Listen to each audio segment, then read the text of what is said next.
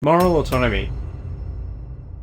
Most people seem to think it's a good thing, but it's less obvious as to why. And is it good in itself, intrinsically, or is it good because of some other factor that makes it good, extrinsically? One of the earliest sources to articulate the concept of moral autonomy is actually the Bible. That's right, way before modern humanist philosophy, contrary to what John Christman might have you believe.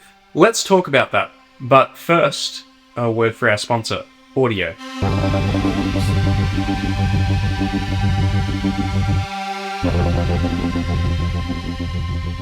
In an age where copyright strikes are more common than ever, it's important to use copyright-free music and sound effects, and that's where today's sponsor, Audio, comes in. They're the industry-leading platform in the space, and they're used by professional platforms like Netflix, for example. And like DaVinci Resolve, they also happen to be the most affordable industry-leading tool that I'm currently aware of.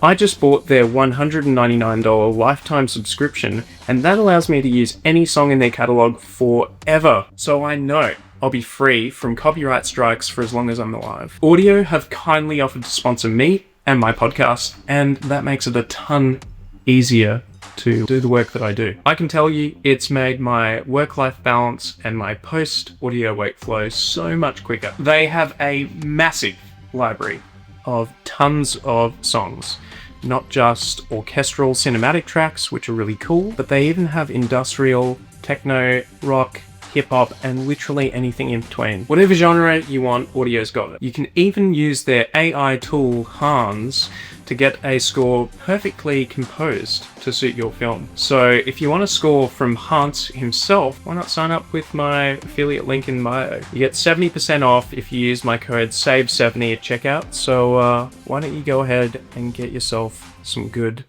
copyright-free music for life.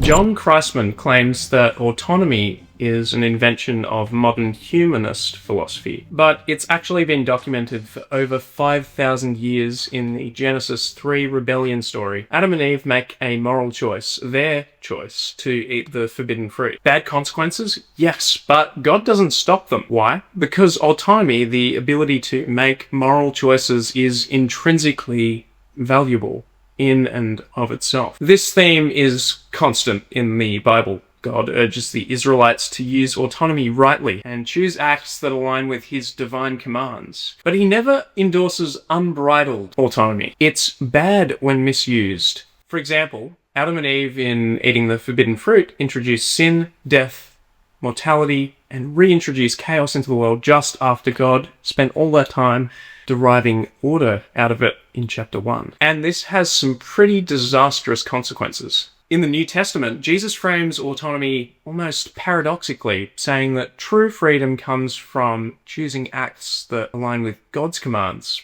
or slavery to God, not just doing whatever we want, or slavery to our own base earthly desires, a theme that gets picked up in Stoic and Epicurean philosophy. So paradoxically, the best use of autonomy, according to the Bible, is willing submission to the divine command. But wait, what about determinism? If everything's determined by some prior cause, do we even have autonomy? Some folks like Alex O'Connor argue that we don't. Sam Harris cites neuroscientist Benjamin Libet's experiments as proof that free will doesn't exist. But Richard Swinburne argues that science couldn't possibly discover evidence against the existence of free will because consciousness isn't actually possible to explain in exclusively empirical scientific terms. The only kinds of laws you could establish for the mind-brain interaction would concern what a particular person with a particular sort of mental life does in a particular situation. But nobody ever has the same brain as each other, and nobody ever has the same mental life as each other. And therefore, you just won't have enough instances. In fact, you won't have more than one instance of this situation, and it won't be a kind of situation which is repeated, and therefore you can't have the evidence that this is a deterministic system. And if you don't have the evidence that this is a deterministic system, it's not reasonable to believe it is, and therefore you should believe that things are as they initially seem to be. That is to say, that your intentions are affecting your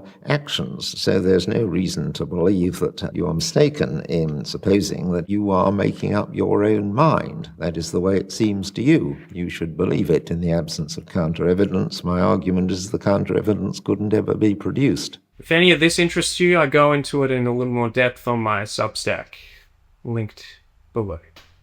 Alright, that's it for this one. See you on Substack.